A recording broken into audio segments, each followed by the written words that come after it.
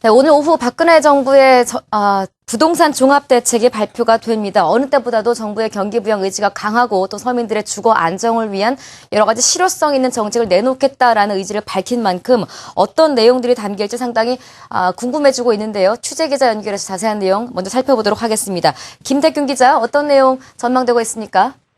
네, 정부는 오늘 오후 2시부터 당정 간담회와 경제장관 간담회를 잇따라 열고 주택시장 정상화 대책을 오후 5시 확정 발표합니다. 오늘 대책은 거래 활성화를 위한 세제 완화, 보편적 주거 복지가 주된 골자가 될 걸로 보입니다. 우선 미분양 주택과 신축 주택을 연내에 구입할 경우 5년간 양도세가 면제될 전망입니다. 또 6월에 끝나는 취득세 한시 감면 기간도 연말까지 연장될 걸로 전쳐집니다. 다주택자에게 매기는 양도세 중과제는 아예 폐지될 가능성이 큽니다. 전세 수요를 주택 구입 수요로 전환하고 젊은 층의 주택 구입을 늘리는 조치도 마련될 전망입니다. 올해 말까지 전용 85제곱미터 이하 주택을 생애 최초로 구입하면 취득세를 면제해 줄 걸로 보입니다. 서민주택 구입과 전세자금 대출 이자를 0.3에서 1%포인트가량 낮춰주고 대출 여건도 완화할 방침입니다. 또 신혼부부 전세자금이 신설돼 부부 합산 연소득이 5천만 원 이하면 연 3% 금리로 1억 원을 대출받을 수 있게 됩니다. 오늘 대책에는 행복주택과 하우스버 대책 등 박 대통령의 공약 이행 방안도 확정될 전망인데요. 보금자리 분양 물량이 7만 가구에서 2만 가구로 줄고 대신 임대 물량이 8만 가구에서 11만 가구로 늘 걸로 점쳐집니다. 도심 내 즉시 입주 가능한 매입 전세 임대도 2만 가구에서 4만 가구로 확대될 걸로 예상됩니다. 도심 철도 부지와 유휴 공공부지에 건설하는 행복주택은 올해 5개 시범사업 지역에 10,000 가구를 공급할 전망입니다. 다만 LTV와 DTI는 가계부채 건전성을 악화시킬 수 있다는 이유에서 생애 최초 구입자에 한해 제한적으로 완화해 줄 걸로 점쳐집니다. 지금까지 한국경제TV 김태균입니다. 네, 이어서 새롭게 발표되는 종합 부동산 대책이 과연 얼마나 효과가 있을지 또 우리 시장에는 어떤 영향을 미치게 될지 차근차근 풀어보겠습니다. 저희 두 전문가 차례로 섭외를 했는데요. 먼저 스튜디오에 모신 분 김은경 삼성증권 부동산 전문위원입니다. 어서 오십시오. 네, 안녕하세요. 안녕하세요. 조금 전에 저희가 그 기자의 이제 내용으로 어떤 내용들이 담길지에 대한 그 내용들을 미리 좀 예상을 해봤었는데요. 오늘 이제 발표가 됩니다. 새 정부의 첫 부동산 대책인 만큼 많은 분들의 기대감이 큰데 과거 그 MB 정부 때와는 어떤 차별화가 있을 거라고 예상하십니까?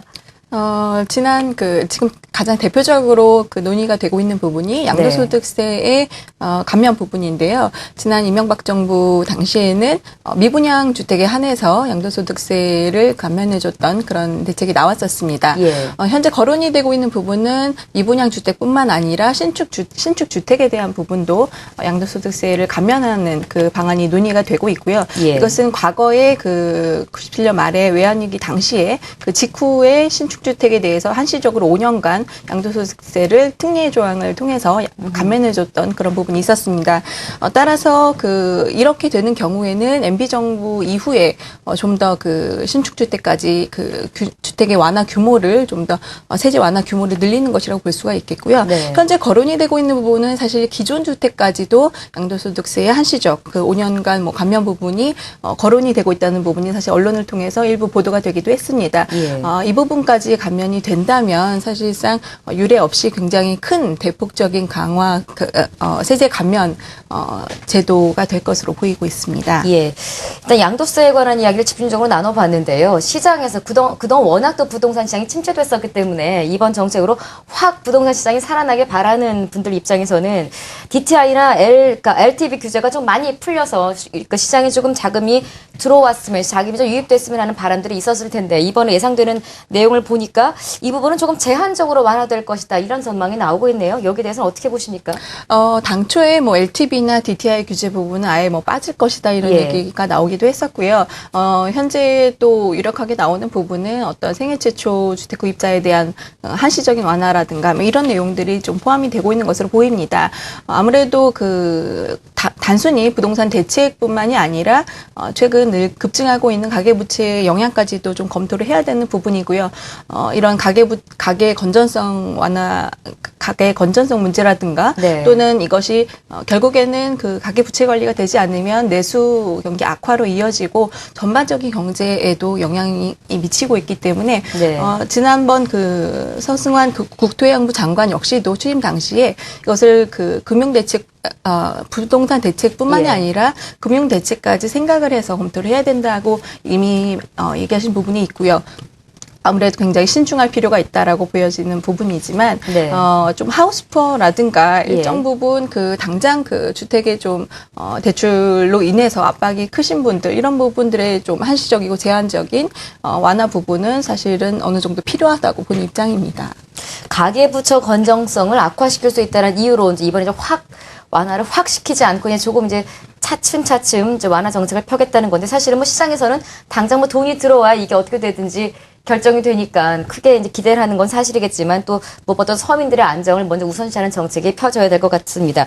끝으로 마지막 질문 드리겠습니다. 이번 대책이 나왔을 때 향후 부동산 시장에는 어떤 영향이 미칠 거라고 전망을 하시는지요? 워낙 기대감, 뭐 우려감 여러 가지 분석들이 나오고 있네요.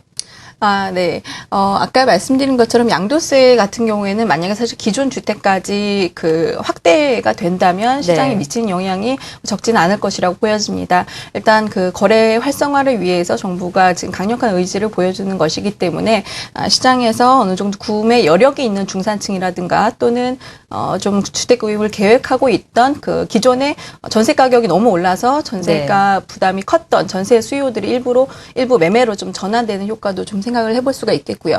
다만 이런 기존 주택이 빠지고 미분양과 신축 주택이 한정이 된다면 네. 어느 정도 그 과거 이미 좀 사례를 경험한 적이 있었기 때문에 큰 폭의 그 거래 활성화는 아니더라도 일단 신규 분양 시장의 활성화 정도, 활기 정도는 좀 예상을 해볼 수 있지 않을까, 좀 기대를 해볼 수 있지 않을까 싶습니다. 다만 또 이제 취득세 부분이 지금 6개월 한시 연장해서 네. 1년 연장이 좀 검토가 되고 있는 부분이 있고요.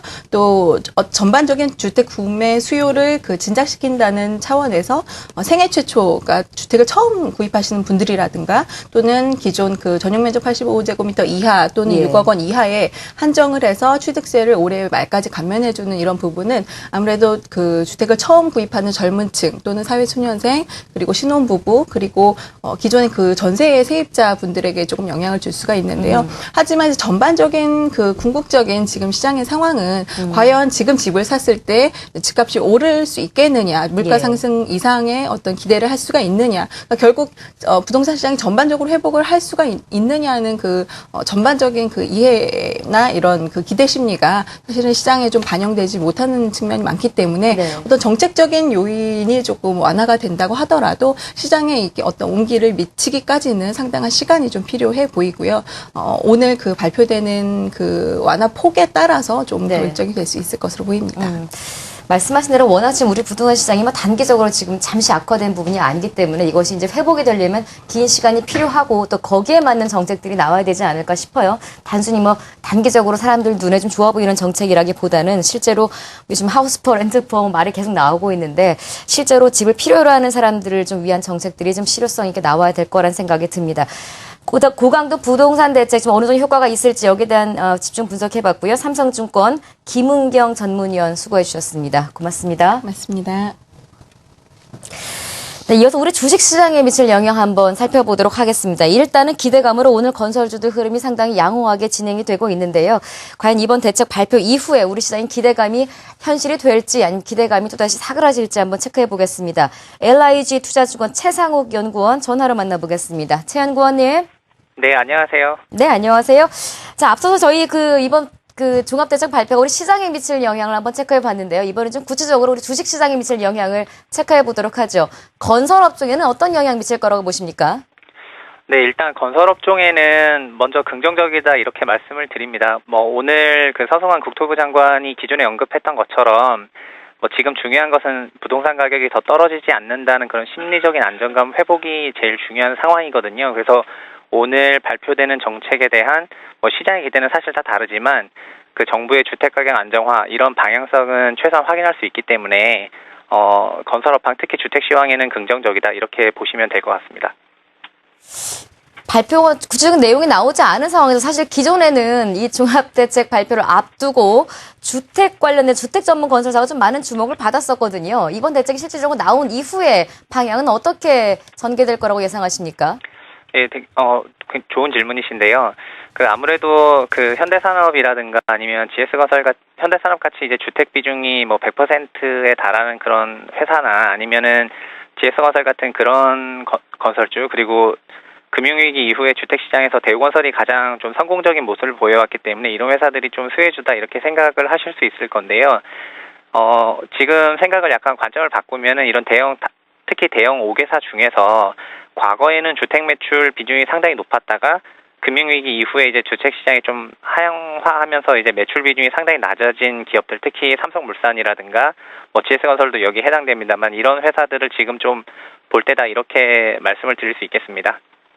오히려 이미 기존에 주목을 받았던 주택 전문 건설사들보다는 오히려 이후에 좀 급격히 이런 부분이 비중이 낮아진 기업들, 삼성물산, GS건설 등이 꼽히고 있습니다. 네. 최근에 서울의 부동산 가격이 실제로 좀 환경 자체가 좀 괜찮게 서서히 변화되고 있다 이런 리포트들 많이 나오고 있는 상황인데요. 지금 이번에 나오는 대책 이후에 부동산 가격에 관한 이야기 지금 어떻게 좀 개선세가 있을 거라고 보십니까? 네, 저희 LIG 투자증권도 부동산 가격이 회복될 것이라는 레포트를 냈고요. 이번 대책에 대해서 대책이 사실 크게 세 개인데, 이제 세제 관련, 그리고 수급 관련, 그리고 금융인데요. 지금 시장에서는 세제나 금융 관련돼서 기대감이 상당히 크지만, 저희는 이제 수급, 그 중에서도 공급이 이제 근본 정책의 핵심이다, 이렇게 보고 있고요. 특히 공급에서는 보금자리 주택과 관련돼서 보금자리 주택 공급을 탄력적으로 대응하겠다, 아니면은 좀 임대로 전환하겠다, 아니면 전반적으로 축소하겠다, 이런 공급 쪽 관련된 내용만 있다면, 금융이나 세금 관련돼서 어떤 특별한 굉장히 큰 이런 대책이 나오지 않더라도 상당히 호재로 작용할 수 있다, 이렇게 보고 있습니다. 왜냐하면 지금 전국에 재건축이 503개 단지가 있고요. 재개발이 2,362개가 있습니다. 이 중에서 서울만 재건축이 142개인데 이 중에 80%는 사업시행 인가를 못 받은 상태예요. 그리고 재개발도 서울만 506개인데 그 중에 90% 정도 되는 454개가 사업시행 인가를 못 받았고요. 그래서 우리나라 주택 공급이 주택 공급에 대한 일부의 생각과 달리 인구 1000명당 주택 수는 한국이 301세대 혹은 364세대 이렇게 나누는데 이 부분은 미국이 410세대, 일본이 451세대에 비해 사실 한참 모자라거든요. 그래서 공급을 굉장히 늘려야 될 필요성이 있는데 이런 민간 공급을 그동안 이제 발목을 잡아왔던 것이 보금자리 주택이었기 때문에 이런 공급 쪽의 완화 이런 부분이 반영이 된다면은 이 기존에 펜딩되어 오던 지연되어 오던 이제 재건축 재개발 이런 사업들이 돌아설 수 있다 이렇게 본다면 주택 가격 회복에 상당히 긍정적이다 이렇게 보셔도 되겠습니다. 일단 우리나라 주택이 그렇게 부족했다라는 걸 지금 처음 알았군요. 다만 이제 이 공급 물량이 어떻게 잘 배분돼서 효과적으로 이제 실효를 거둘 수 있는지가 이제 중요한 것 같은데요. 네. 지금까지 말씀하신 내용들만 들으면 건설업종의 새로운 호황기가 느껴집니다. 이 가운데 어떤 업종들 또 어떤 종목들 봐야 되는지 궁금해지는 상황인데요. 건설업종 투자 의견과 최선호주 꼽아주십시오. 네, 말씀하셨던 대로 방금 제가 말씀드린 재건축 재개발 수주 잔고들, 주택 잔고 5개 회사만 합치면 53조 원입니다. 그래서 주택 잔고 53조 원이 매출화 된다고 생각하면 1%포인트만 매출화돼도 연간 5,300억 원의 매출 효과가 생기고요. 이로 인한 기대 효과들도 소비 진작이라든가 이런 효과들도 생길 거라고 봅니다. 근데 건설회사로 압축해서 보면은 지금 서두에 말씀드린 것처럼 당사는 삼성물산하고 현대건설을 가장 최선호주로 꼽고 있는데요. 삼성물산은 주택 잔고가 현재 14.7조 원이에요. 그리고 주택 매출이 1조 원이 안 되기 때문에 주택 시황이 돌아섰을 때 매출 증가 속도가 가장 빨리 늘어날 수 있다 이렇게 보고 있고요. 그리고 서울 외 지역의 미착공 PF도 가장 낮기 때문에 실적 측면에서도 안정적이다 이렇게 보시면 좋을 것 같습니다. 그리고 현대건설은 이제 주택 회복에서 사실 한 발짝 약간 떨어져 있는데 지금 이제 방금 제가 말씀드린 주택 잔고 53조의 매출화는 아무래도 시일이 약간 걸리는 그런 부분이기 때문에 단기간 지금 이제 1분기 실적 시즌을 지나는 지금에는 이제 1분기 실적이 가장 안정성이 가장 높은 영업이익을 낼 현대건설을 좀 같이 보시면 이제 그 조합이 괜찮다 이렇게 말씀드릴 수 있겠습니다. 네, 부동산 종합대책도 연관이 있지만 이제 1분기 실적 시즌이니까 함께 또 연관될 수 있는 종목을 꼽아주신 것 같습니다. 건설업종 투자 의견 들어봤고요. LIG 투자증권 최상욱 연구원이었습니다. 고맙습니다. 네, 감사합니다.